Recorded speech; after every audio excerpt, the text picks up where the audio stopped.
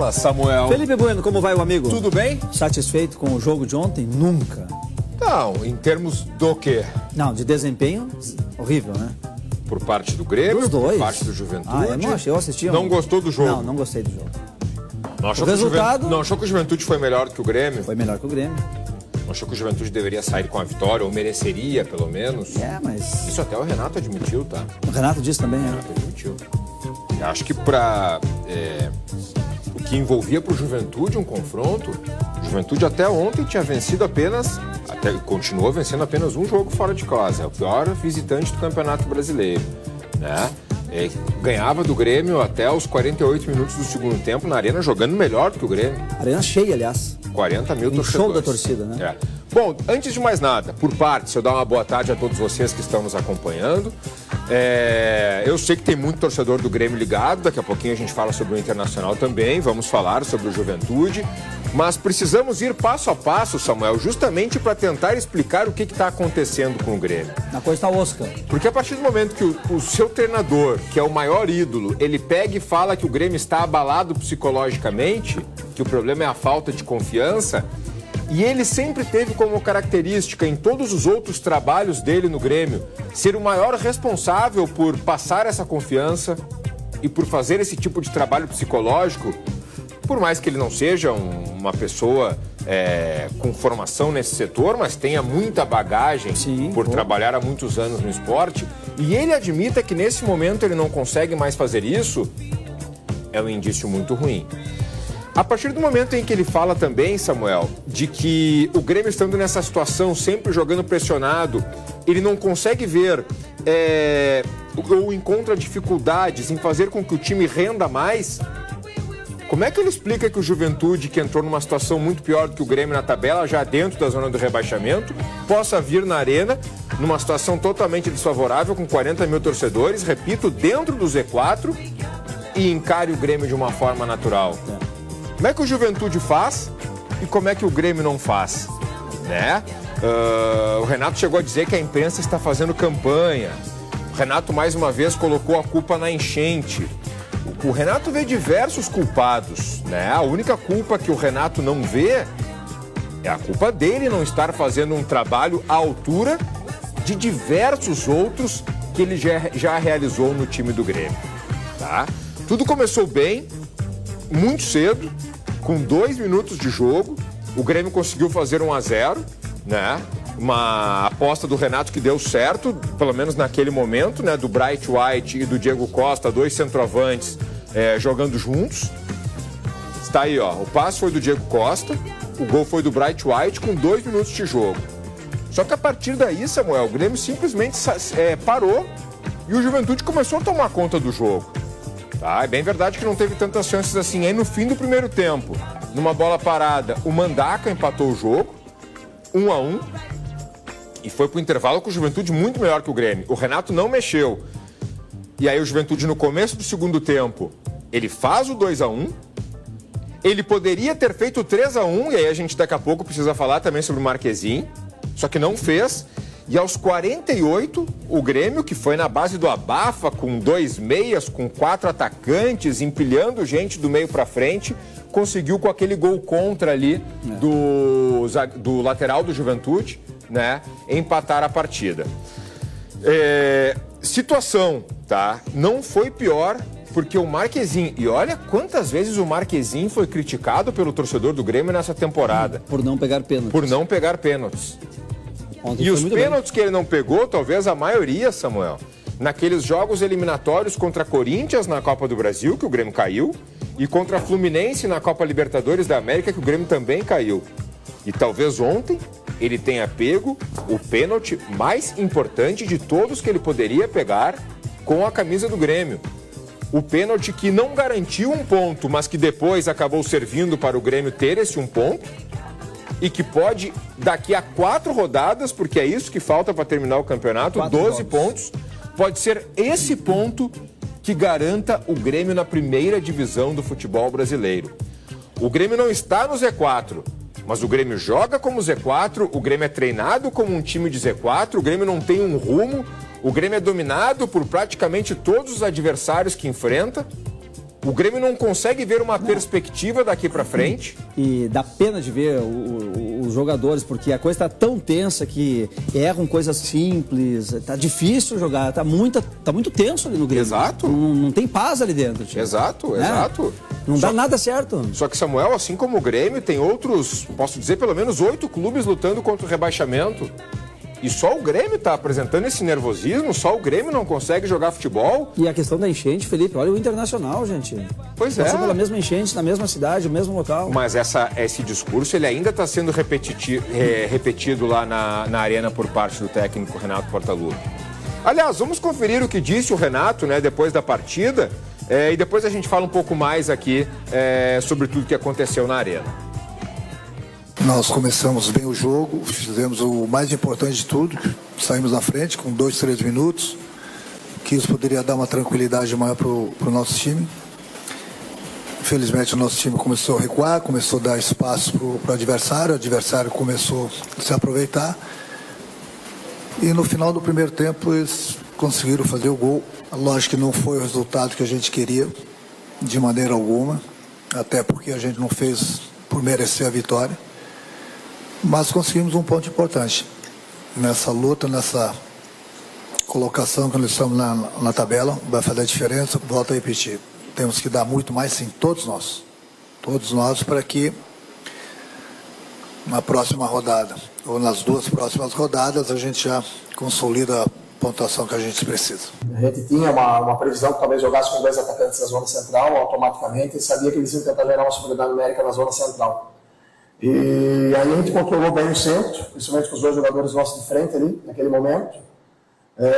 Mandaca e o Talhari conseguiram controlar as ações, tanto o Eric ali no corredor e o Gabriel Barbosa também. Então a gente teve pouco jogo interior. Então isso nos facilitou para controlar o jogo.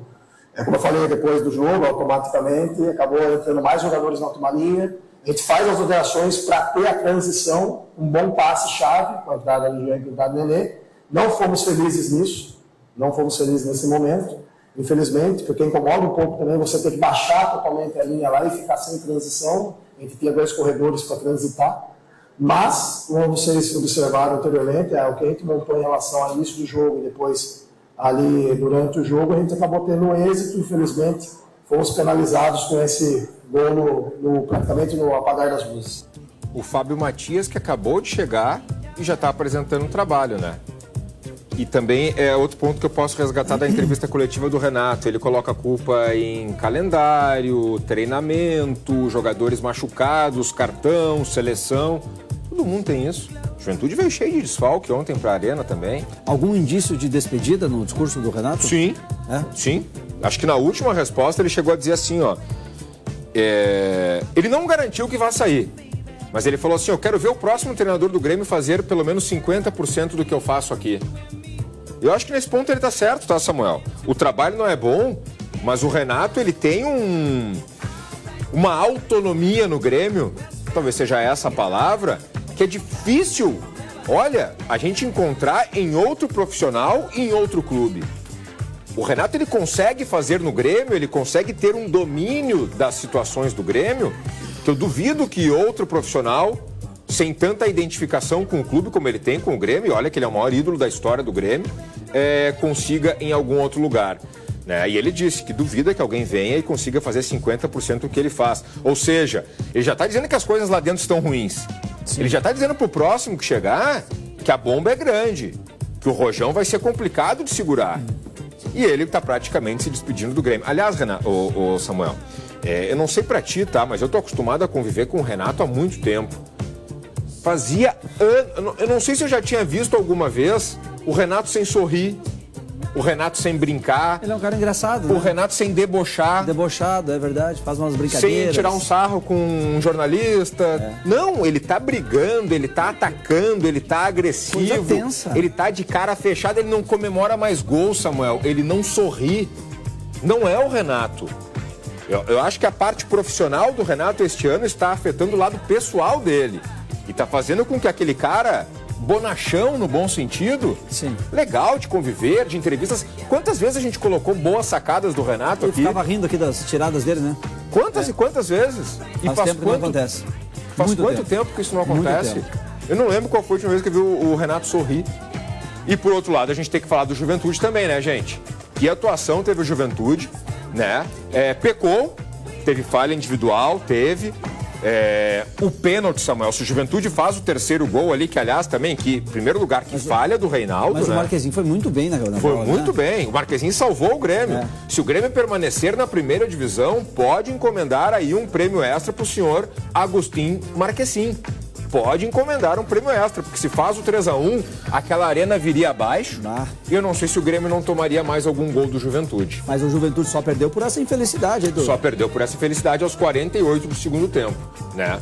No momento em que o Grêmio já estava indo de uma forma totalmente descontrolada. Foi uma bola largada para a área também, que não tinha só um acaso mesmo para dar gol, né? Aquela bola do jeito que foi largada. Outro assunto importante, Samuel, e é claro que depois que acontece é muito mais fácil falar, só que eu preciso falar aqui, que é um assunto que repercutiu muito entre os gremistas. Para que toda aquela logística para trazer o Soteldo?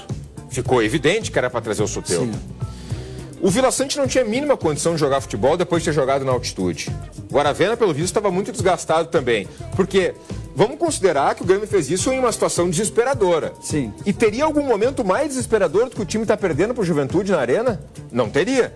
Então todos foram buscados. E faltando 15 minutos, o único que entrou foi o Soteldo. Ou seja, a logística foi toda pensada para ter o Soteldo. Se a gente estiver desesperado, quem é que a gente vai colocar? O Soteldo. Então não tinha por que sair de Santiago, ir para Assunção, fazer um outro caminho, demorar mais tempo. Podia ter vindo só com o Soteldo e com o Guaravena. Entendi. Entendeu? É para buscar um que com certeza não iria jogar. Exatamente, que era o cara que poderia fazer a diferença. O Vila Sante no Paraguai, não é que o Vila Sante não seja um bom jogador, não é isso. Foi o que mais teve desgaste. Foi o que mais teve desgaste. Samuel, um ser humano tem desgaste para pisar na altitude. E o Soteldo, ele entrou e mudou o jogo, hein? O Soteldo mudou o jogo, porque ele é baixinho, ele é chato, ele é driblador, ele começou a sofrer faltas. Que o Grêmio não estava conseguindo criar. Começou a sofrer faltas, Samuel. O Grêmio começou a botar bola na área, até que aos 48 do segundo tempo, num desses cruzamentos para a área, o jogador do Juventude desviou e acabou marcando o gol contra. Enfim, parabéns ao Juventude, fez um bom jogo e olha, Grêmio, abre o olho aí para essas últimas rodadas. Daqui a pouquinho eu mostro a tabela de classificação.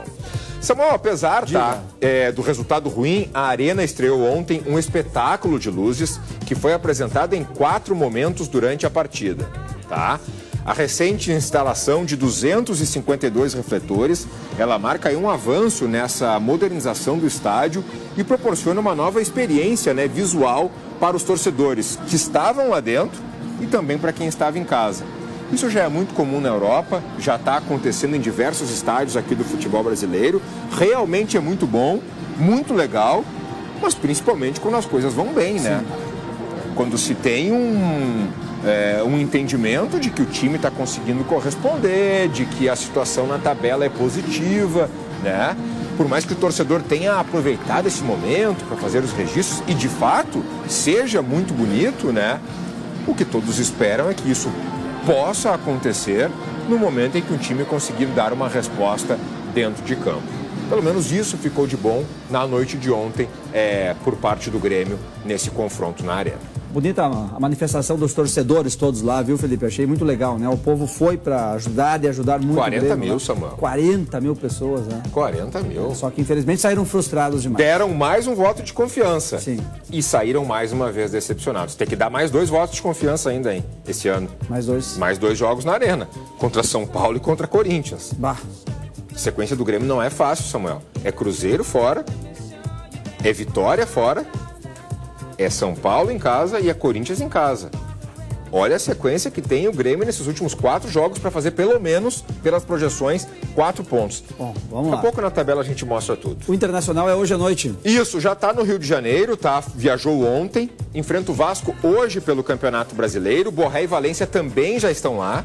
Foram direto, né, da Colômbia, onde se enfrentaram Equador e Colômbia pelas eliminatórias. Mais tempo para descansar, né? Mais tempo para descansar, mas mesmo assim, tá? Um voo comercial, não sei quantas horas de duração, saiu lá de cima do continente, passou por outras cidades até chegar ao Rio de Janeiro, aquele trâmite todo de imigração, que é chato. Chegaram por volta de 3 da manhã no hotel lá do Inter, no Rio de Janeiro. A principal ausência, tá? Foi confirmada, o Thiago Maia. desconforto muscular, nem viajou. Com isso, ele está fora. No lugar dele, provavelmente, o Bruno Henrique vai ser o substituto, tá? Quem também viajou, o Fernando, o volante, tá? Provavelmente, ele está recuperado de um problema na panturrilha, provavelmente já, ainda mais com a ausência do Thiago Maia, titular no jogo de hoje. E o Wesley, que cumpriu suspensão na última rodada, é mais um retorno na equipe. As principais ausências nas laterais, né? O Bruno Gomes e o Bernabei, suspensos. O Brian Aguirre, argentino, faz a estreia.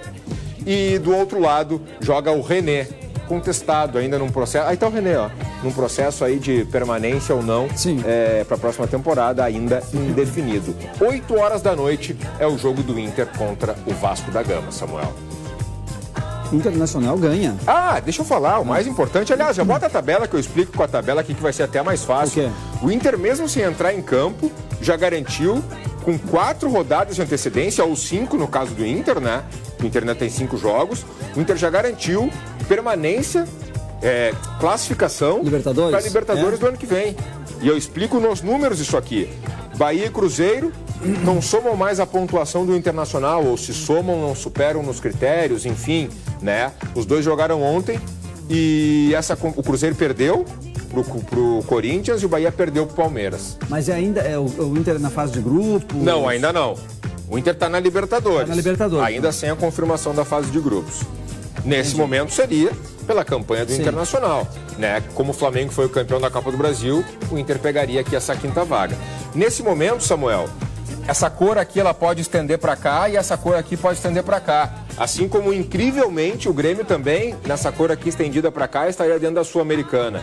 Por quê? Não é tão difícil. Porque o Flamengo tá aqui. Então o Flamengo tá jogando tudo para baixo. Se o Botafogo ganha a Libertadores, esse verdinho estende até aqui. Esse azulzinho até aqui. Sim. E se o Cruzeiro ganha a Sul-Americana? Olha que loucura. E tiver nesse bolo, abre mais 3 aqui, mais 3 aqui, mais 3 aqui. Juventude na Sul-Americana. Juventude na Sul-Americana, com possibilidades reais, se mantiver aí, né? Grêmio e Juventude estão ali decidindo se caem para a 2ª divisão ou se vão para a Sul-Americana. Uma competição internacional. O campeonato esse ano é uma loucura. Né? Bom, tá. O Botafogo, ele empatou, a gente já vai falar, teve uma confusão nesse jogo aí, olha, tá? E olha aqui.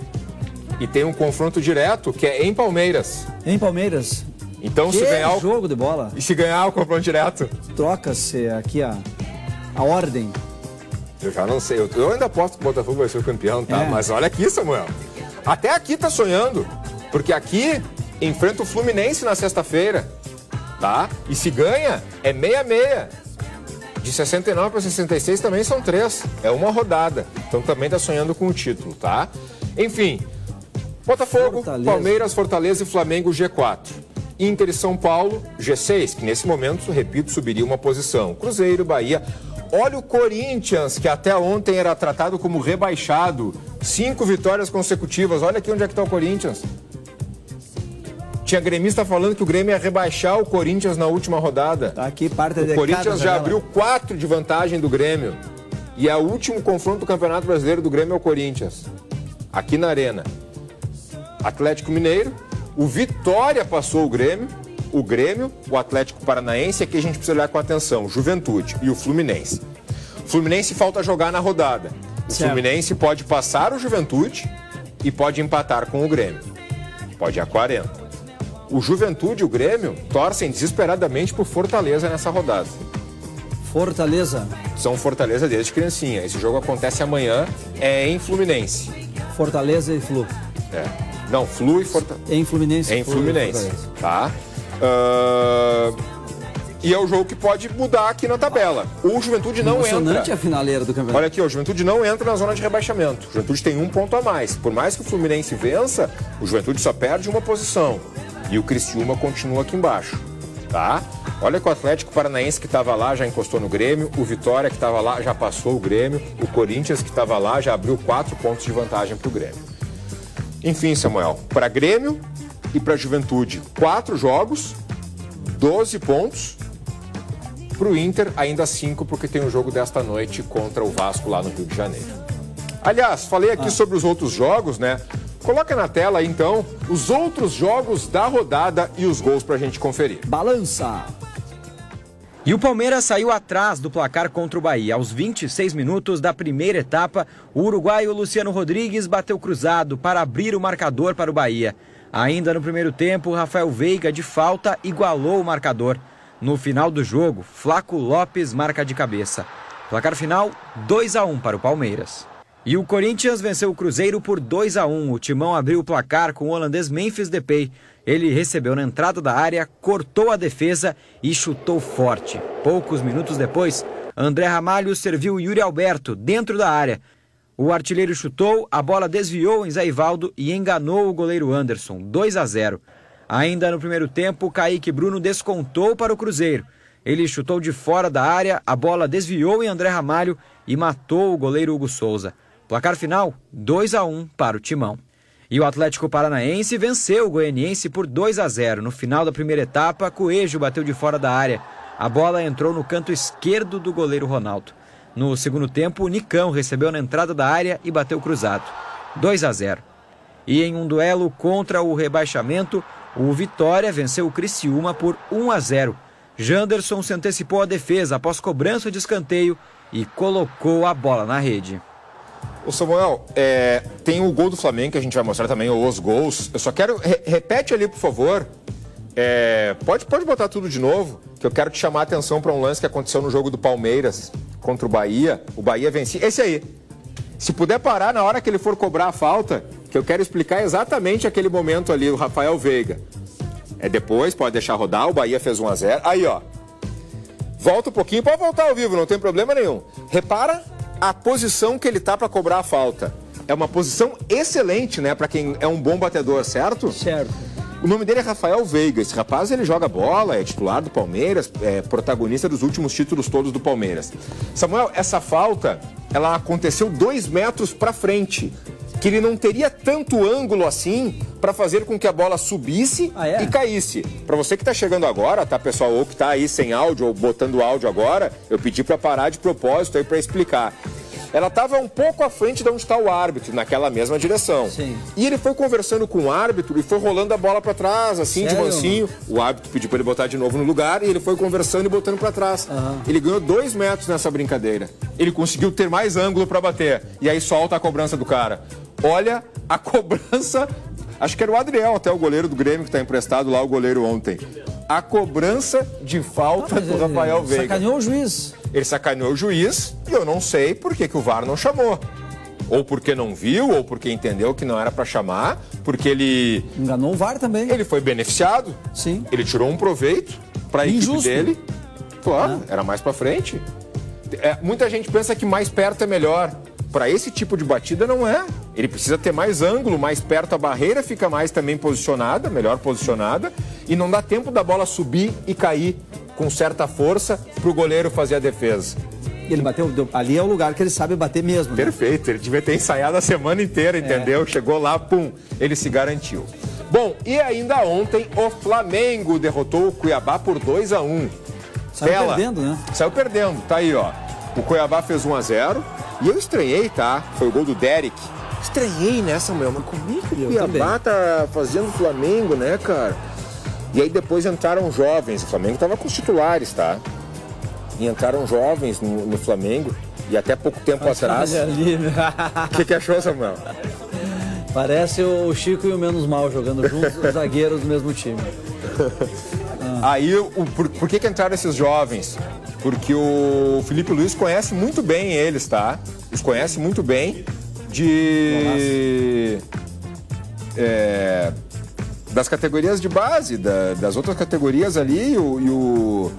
E o Felipe Luiz até pouco tempo era o treinador, né, dessa gurizada. O Felipe Luiz, ele assumiu o profissional agora. E ele tava com a gurizada antes. Antes de assumir, ele foi sub-17 e do sub-17 ele foi pro sub-20. Entendeu? Só tem coisa errada aí, tá, gente? Esse foi o primeiro gol, né? Então, primeiro e único, tá? Porque o outro não valeu. Foi 2-1 o jogo. Sim. Então aquele gol do Pita ali, ele acabou não valendo. Aquele gol do Pita ali, ele acabou não valendo, tá, Samuel? Valeu só aquele primeiro. Os dois do Flamengo valeram. Aqui, ó. Olha ali o Chico e o menos mal, ó. O menos mal. Deixa pra mim, não, deixa pra mim. E o goleiro diz por último, deixa pra mim. O goleiro era o Wagner, né? Se atrapalharam, né? O goleiro, Wagner. O Cuiabá, esse gol não valeu, tá? O Cuiabá, só pra deixar claro, é o próximo adversário do Juventude sábado no Jacone. No mínimo 20 mil cabecinha empurrando lá o Juventude para a vitória no sábado, tá? É o pedido lá para a galera de Caxias do Sul para que o Juventude consiga vencer e consiga encaminhar a permanência. Porque a tabela do Juventude depois do Cuiabá também ela é bastante complicada. Não entre em bola dividida com a Solução Financeira. A vitória é certa. Deixe de ser uma vítima das cobranças abusivas. A Solução Financeira, essa aqui, ó, ela está pronta para negociar e reduzir o financiamento do seu carro, moto ou caminhão. Chega de trabalhar para pagar pelo que não deve. 51 98324 7244. Confira. Meu nome é Patrícia. Eu comprei o meu veículo financiado e minha dívida era 47.600. Com a Solução Financeira, quitei o meu veículo por 14.700. Seja você também um caso de sucesso. Viu só? Pare de perder tempo e dinheiro. A análise é gratuita. Entre em contato agora mesmo, 51 98324 7244 e seja você também mais um caso de sucesso da melhor assessoria de negociação bancária do Brasil. Solução Financeira, ganhando de goleada dos seus problemas financeiros. Bom, é difícil falar sobre isso aqui, principalmente levando em consideração que são os nossos representantes na final da maior competição do continente, que não é nesse sábado, é no outro. Não sei se vocês viram aí, se vocês não viram, eu peço para que vejam. Botafogo e Atlético Mineiro se enfrentaram ontem em Atlético Mineiro, tá? Foi Atlético Mineiro e Botafogo, foi lá em Minas Gerais. O Galo já punido pelos incidentes da final da Copa do Brasil, aquela pancadaria toda. Um monte de expulsão, um monte de cartão amarelo, um clima tenso o jogo inteiro. Chegou a ver o que aconteceu? Horrível. Pode colocar na tela. Olha a confusão. O que aconteceu? Aconteceu durante o jogo, aconteceu depois do jogo, mas essa foi a pior, tá? Teve entre jogadores, teve entre seguranças, os vestiários são muito próximos ali. Repara que o Luiz Henrique saiu ali, o jogador da seleção brasileira. E aqui começa o conflito, ó. Vai pra lá, cara. Não vem deixar de cabeça quente aqui, caralho. Vai pra lá, caralho. E aí passa o auxiliar do Arthur Jorge, que é esse aí, deu um tapa no jornalista. Repara que tremeu a câmera ali.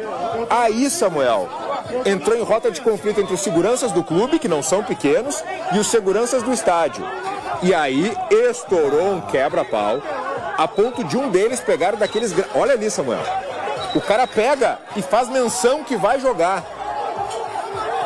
Tu imagina se ele me joga essa grade em direção aos caras do Botafogo, o que não teria acontecido, porque os caras são grandes, os caras são treinados.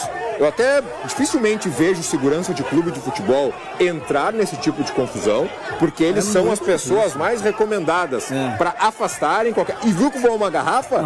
O Luiz Henrique, o atacante do Botafogo da seleção brasileira, ele jogou essa garrafa em direção aos seguranças. Mas ele tem noção que se pega na cabeça de um machuca muito. Se ele não tem, ele teve depois, tá? Porque o VAR chamou e o árbitro deu o cartão vermelho para ele. Ele foi expulso. Agora, é com todo esse clima bastante amigável que eles vão se enfrentar no próximo sábado lá em Buenos Aires, na Argentina.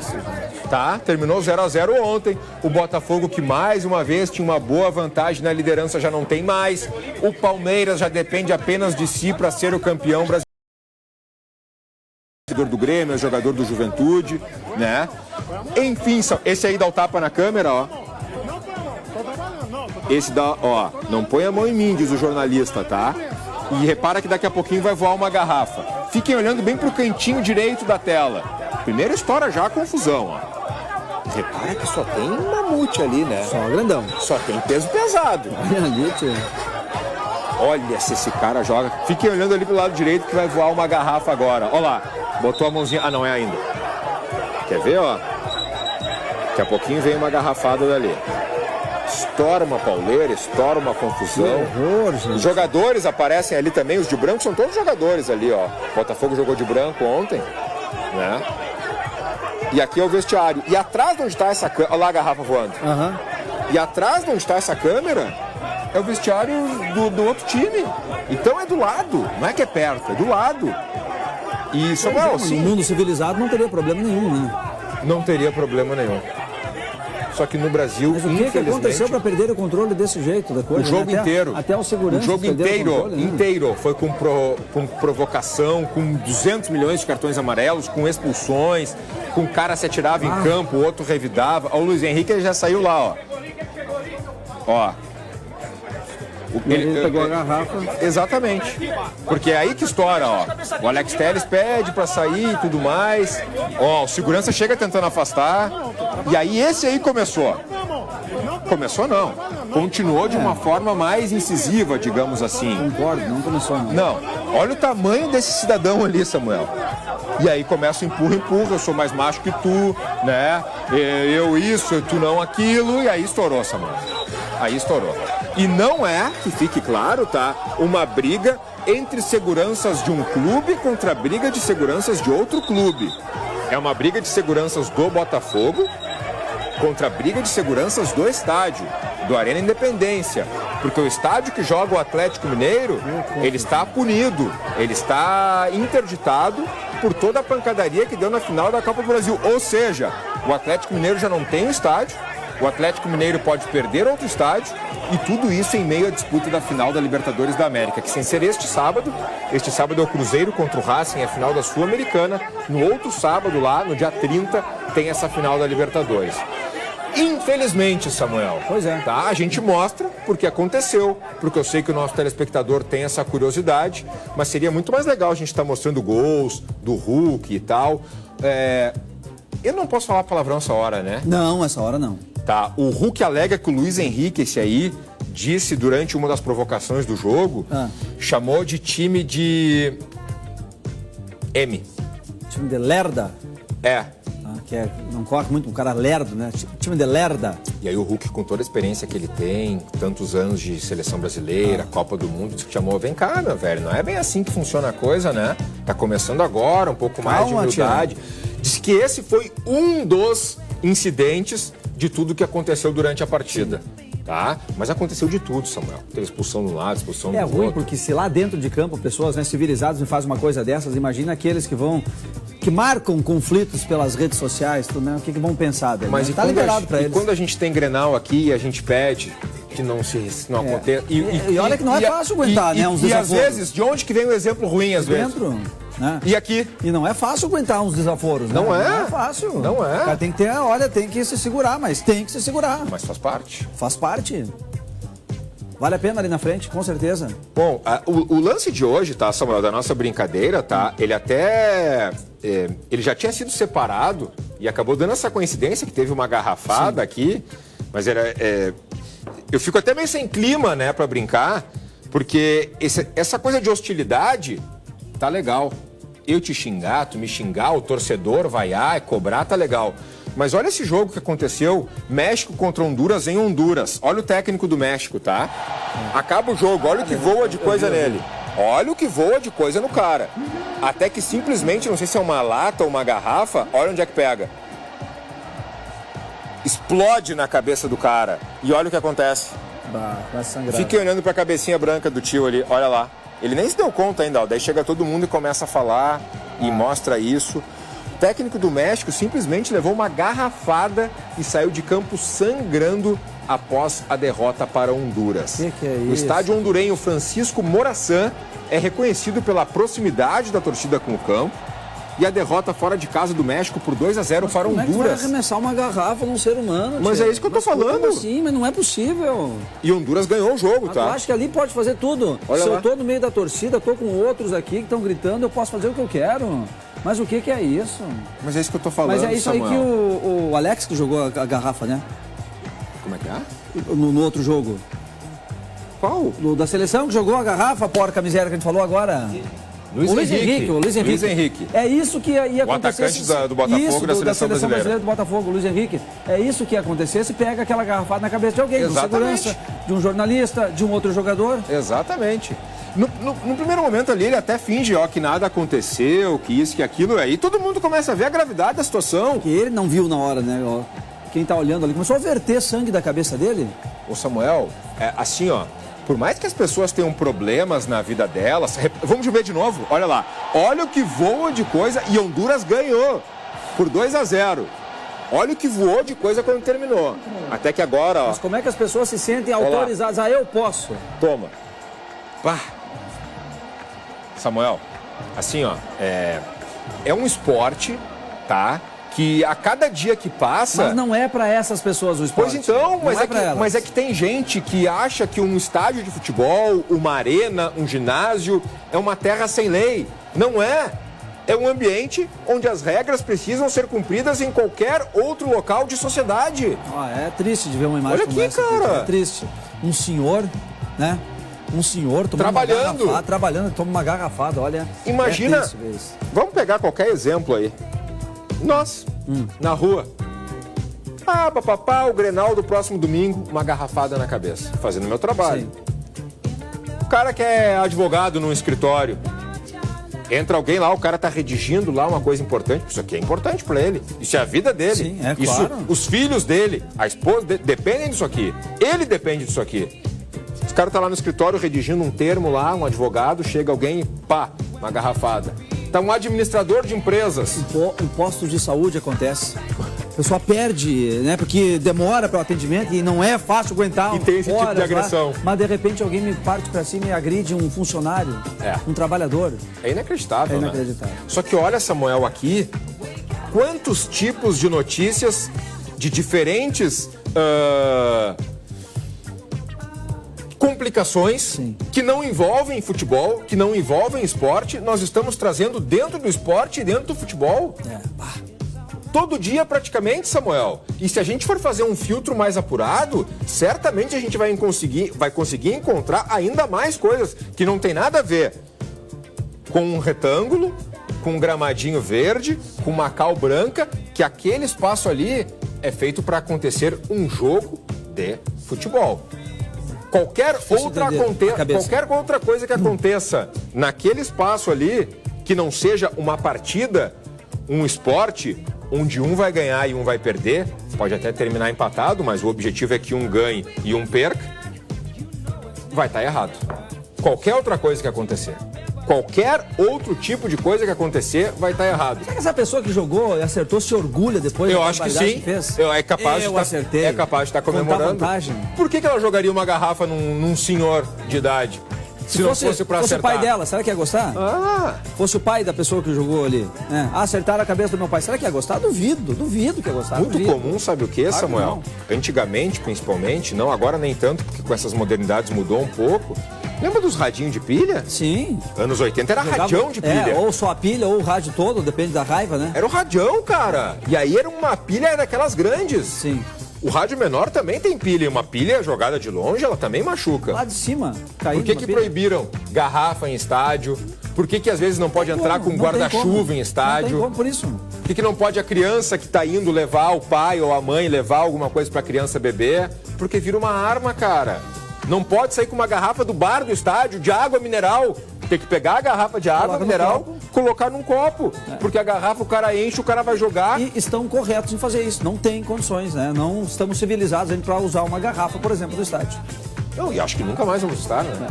E acho que nunca mais vamos estar, porque já estivemos, começou a acontecer tudo isso, nós voltamos no tempo e precisamos impedir. Não tem como, Samuel, não tem a mínima condição. E repito, tá? Isso aqui é um esporte. Tem outros esportes que envolvem briga. Mas não é para essas pessoas esse esporte. Não é para elas que a gente tem que fazer, que tem que ter esse espetáculo todo. Para elas é outra coisa. Vão para outro lugar. Essas pessoas têm que ser proibidas de entrar no estádio. Tem que ser proibido. Enquanto não proibirem de fato mesmo, tu não entra mais. Tu não entra mais. Mas, Samuel, quantas e quantas situações a gente vem relatando aqui, casos de racismo. Acontece fora, acontece no campo. E agora no campo, como tem muita câmera, racismo, injúria racial, está começando cada vez mais a ser divulgado, porque está começando cada vez mais a ser percebido também. Agressões, invasão, falta de tolerância, torcedores, quebra-quebra tem em quase tudo que é jogo, cara. É inacreditável. As pessoas têm problemas, todos nós temos problemas, mas não vai ser aqui que eles vão ser resolvidos. E posso te garantir, tá? Jogando uma garrafa ou uma lata que eu não consigo nem identificar direito. Chegou a conseguir identificar? Não sei o que é. Me parece que é uma garrafa. Ó, o cara pede calma aqui embaixo já, ó. Não, vamos com calma. Voa copo, voa... Ó lá. Que isso, cara? E se pega no olho? E se pega no olho e deixa o cara cego? É fogo, já foi. Inacreditável. Então tá, meu amigo. Valeu? Amanhã veremos com notícias melhores. Tomara. Vitória do Internacional, entre outras. Com a repercussão do Internacional que enfrenta hoje o Vasco às 8 da noite. Então, até amanhã. Boa tarde a todos.